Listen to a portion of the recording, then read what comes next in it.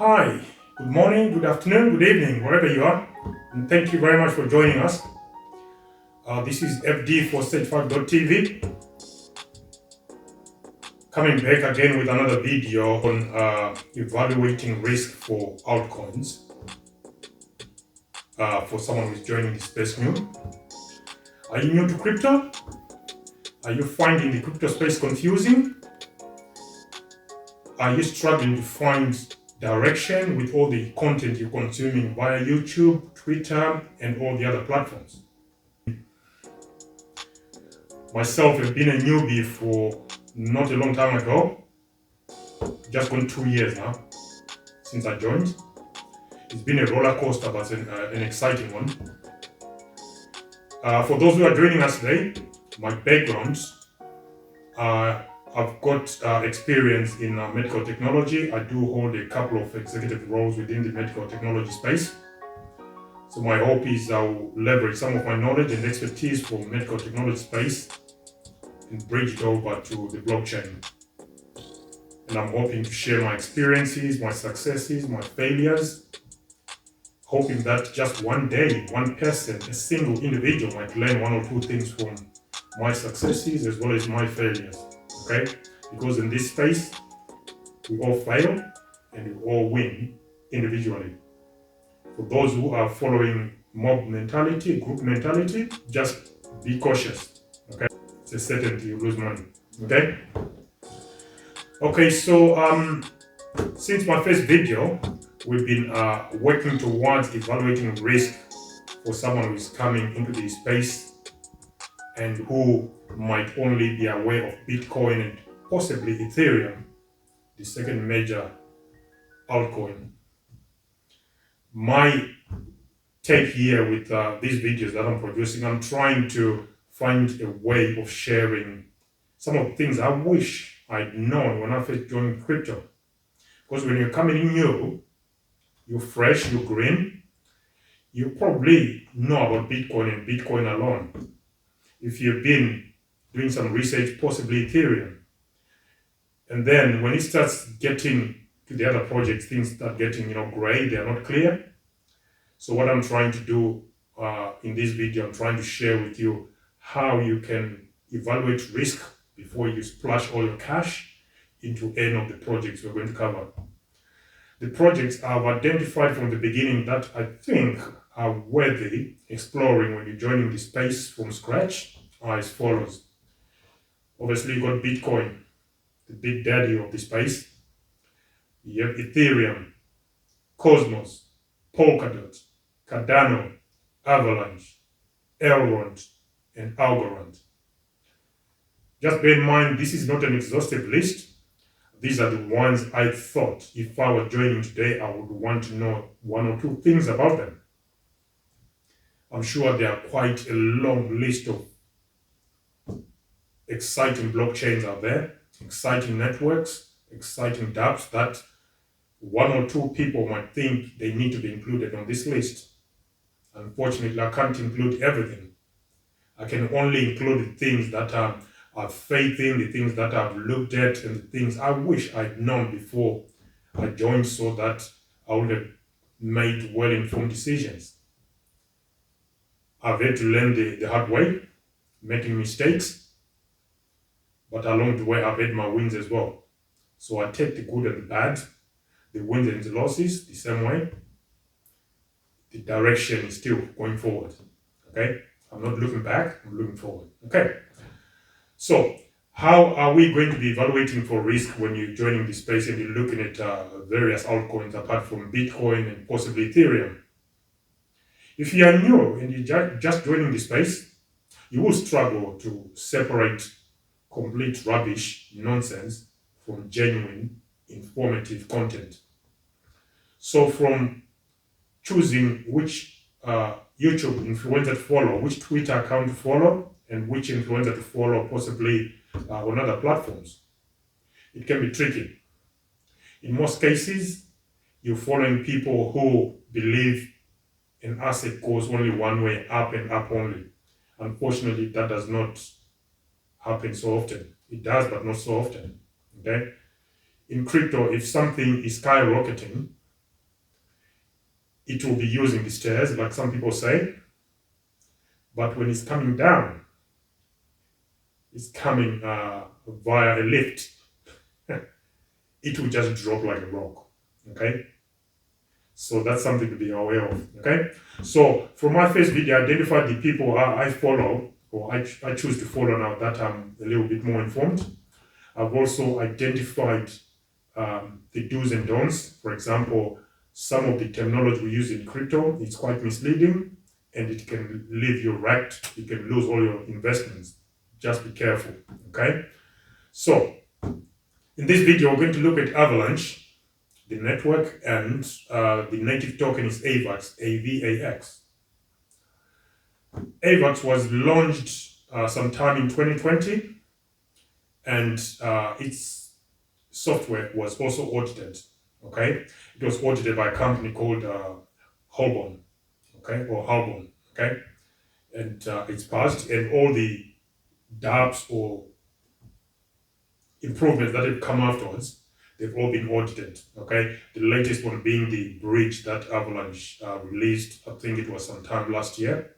They released a bridge for the Avalanche network, and that bridge software was also audited, okay? So one of the burning questions is decentralization, okay? How can you tell whether a project is 100% decentralized? Even for those that claim to be decentralized, this is quite tricky, okay? Even Bitcoin is suspect when it comes to decentralization for topics that are not related to this video that I'm presenting today, okay? So is Avalanche decentralized, okay? We look at how many nodes Avalanche has got, how many validators, and Avalanche also have a key metric called staking ratio. So as of the 2nd of February 2022, Avalanche is reported to have 1,230 validators, which is quite decent. That's quite good, and it's got a staking ratio of 60% plus, okay? Which means 60% plus, or 60% or more of Avax tokens are staked to secure the network, okay? That is quite impressive, okay? So according to our key metric, that number of validators, if a project has got more than 1,000 validators, we give it a 75% of the total scores available. The total scores available to rate a project being 1 to 10, 1 minimum, 10 being maximum. So we're giving it 75% because you can never say a project is 100% decentralized, like I mentioned earlier, okay? So Avalanche on decentralization, we give Avalanche 7.5, okay? What about in security? Okay, basic research is telling us that the safety threshold for Avalanche is 80%, which means if someone wanted to attack the Avalanche network, they have to have 80% of the nodes. Okay, they got to control 80% of the validators. Okay, which is impossible. Okay, but if they can corrupt 80% validators, they might be able to tamper with the Avalanche network. In this case, we think this is a higher threshold because most projects, you're talking of a project like, in comparison, like Polkadot, has got 33% threshold. Bitcoin and the others, Ethereum, we know it's 51%. So Avax, that's quite bold and that's quite impressive to have 80% safety threshold. Okay. And also the staking element. So we give Avax 5 out of 10 on that. Okay, the software as well is audited, like I said earlier. So a combination of the staking element and the 80% safety threshold and so forth, that convinces me to give Avax 50% of the ratings on security. What about scaling? Okay, well, Avax is the team of the project claim to have scaling that goes into thousands of transactions per second. I am going to give Avax 5 out of 10 points, okay, which is 50% of the points I could allocate on scaling, okay. What about reaching out across its boundaries and working with other blockchains? Like I introduced during my introduction, Avalanche performs quite well when it comes to interoperability. It does work across its boundaries. It's got one of the most impressive EVM machines that links it to Ethereum, and it actually works. And you can keep Avax, within MetaMask, and you can transfer it across the borders, which is very good. So, based on that alone, and the bridge they launched sometime last year, I will give Avax 5 out of 10 as well, which is quite impressive. Okay. The project team. What about the project team? Okay, is it publicly, documented? Are they available on public spaces, and are they all known publicly? The answer to that, from this basic search I did, is yes. The team is publicly, documented. They are publicly available on different platforms. Okay, they are also on their website. I counted 111 team members on their website, and for that we know if we've got team members that are over in numbers that are over 40, we give maximum points, which is 10 out of 10. So well done to Avax on that. Okay. Social media presence via Twitter. Avax on Twitter, they've got 568 Twitter followers. So with that in mind, we will give them 7.5 points out of 10, which is 75% of the score available. Okay. And Discord. Does Avax has any Discord presence? Okay. Their Discord members at the moment, it's saying the community has got 48,697. And again, based on the same scale as with Twitter, anything above 40K, we give 75%. We can never give maximum because we are aiming for the bigger price, which is mass adoption. So until we start talking of tens and hundreds of millions, we are not going to go anywhere near 100%. Okay. So with 48,697 Discord members, Avax gets 7.5 points out of 10, which is 75% of the score available. Then we get on to element number 8, which is age of the project. Okay, Avax is relatively new.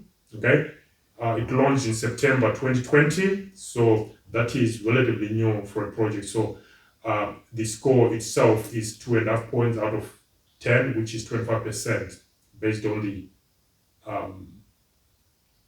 the scope of that element. Okay. What about element number 9, use cases? Now with that, Avalanche has got that in bucket loads. Okay. A lot of projects are building on Avalanche. Some are migrating from other blockchains coming to Avalanche because of speed and latency and so forth. So Avalanche has got plenty of scope or plenty of use cases when it comes to infrastructural use cases, as well as real life use cases. Transfer of value at speed, and being able to secure investments and so forth. So Avax has got plenty of use cases. Okay, if you require further information, just visit the Avax website and navigate right on the website. You will see quite a lot. There's a lot more information. Okay. What about token generation event? How many tokens were issued at token genesis or token generation event right at inception, at the beginning of the project when it was launched? Okay. The information I found gave me when it was launched publicly, they had issued 126,900,000 coins. So 126.9 million tokens or coins. So based on that alone, I gave what about total tokens in circulation? Okay, currently Avax has got 34% of maximum available in circulation. Okay, so that's something to be aware of as well. Okay, their tokens in circulation currently, they are around 250 million. Okay, what about maximum tokens available? Total tokens in circulation will give Avax 5 out of 10. Okay, what about maximum tokens available? Avax has got a hard cap of 720 million, which is always good. You don't want a project that has got an open-ended, money printing machine. you want to have a hard cap, and Avax provides that. Okay, so Avax have got a hard cap of 720 million total maximum tokens to be issued throughout the lifetime of that project, which is always good. And for that, our metric for maximum tokens available, which is element number 12, it guides us to give Avax 5 out of 10, which is 50% of the scores available. Okay. What about insiders? Okay. Bear in mind that I've already mentioned or stated that all tokens that were issued prior to launching, they've all vested because they had a maximum vesting period of 1.5 years. So since project launch, which was September or so of 2020 to date, the 1.5 years is probably just been met. Okay, so token insiders at launch, the only separate figure I could find or percentage I could find was on the team who allocated themselves 10%. But this is 10% of maximum tokens. Okay, be aware of that.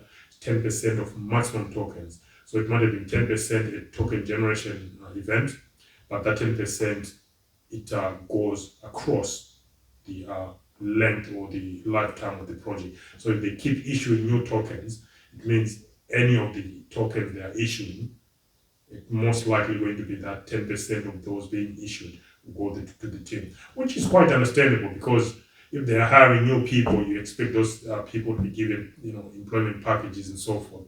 And the project might also be growing and they've got other things they need to be dealing with, okay? So that's something to be aware of, okay? So that is Avax, ladies and gentlemen, okay? Now we need to work out Avax's summary. What is the score for Avax, okay? So what is Avax's summary? What is Avax's summary, okay? Based on the evaluation we just done, evaluating the risk of investing into Avax when you're new, when you are new and you're joining the space for the first time, you don't know that much, you're trying to learn, but you also want to see if you can invest in projects that have got that can give you the maximum rewards or maximum return on investment. Because Bitcoin, where it is, it's a safer bet than the other project that we'll be investing in, and that also might mean the returns on Bitcoin, they are very limited. They are not comparable to other projects that are relatively riskier, like Avax is going to be, okay, or like Avax is, okay.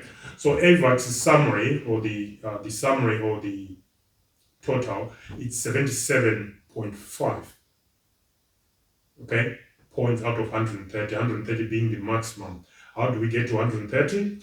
You've got a scale of 1 to 10, okay? If each element, the 13 elements I talked about, if each element is scored a 10, you multiply, the maximum score you can give a project, okay? Multiplied by the number of elements, which is 10 multiplied by 13, which is 130. So 77.5 out of 130, okay? So we've got 4 different levels of risk, okay? We've got one called no-go, which is between 0 to 64 out of 130 points, okay? And then you go the next level, I'm coming from the bottom up, the next level could go to 0, okay? And this one ranges from 65 to 89 out of 130. That's relatively tight compared to the one before, okay?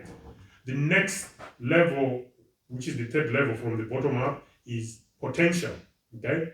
Potential has got a scale of 90 to 109 points out of 130, okay? The last category is go for it, okay? Which means the risk in that category is relatively a lot better than all the other, scales you've got below it, okay? Or ranges below it, okay? We've got a scale of 110 to 130 out of 130, okay? So we are saying Avax has got a range of between, we are saying Avax scored 77.5 points out of 130. Where does that put Avax? Avax finds itself within the could go to 0 category, okay? Which means, like I've always said from the beginning, any project from Bitcoin all the way to the last coin on CoinGecko or CoinMarketCap list, it can still go down to 0, okay? Avax is no exception and Avalanche is no exception, okay? that blockchain and the token that supports that blockchain, it could go to zero. Okay, something could just happen and goes to zero. So the risk is still high, even though we can safely say, yeah, it could go to zero, but proceed with caution.